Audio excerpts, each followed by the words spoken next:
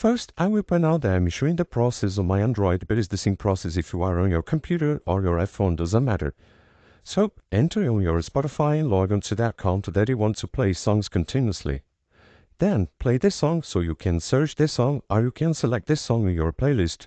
In my case, I will turn off this song, the songs just to not have copyright issues. So, select this song right here, click on top, and you will see this option right here, okay, an arrow below the time. So click right here and click again, that you will make the music continuously repeat on Spotify. Now if you want to play a music and then the music, when the music ends, play another music, you turn off this option, so make this white, and you can also click to play a playlist that you will play songs continuously on Spotify, and that's it to play songs continuously on Spotify.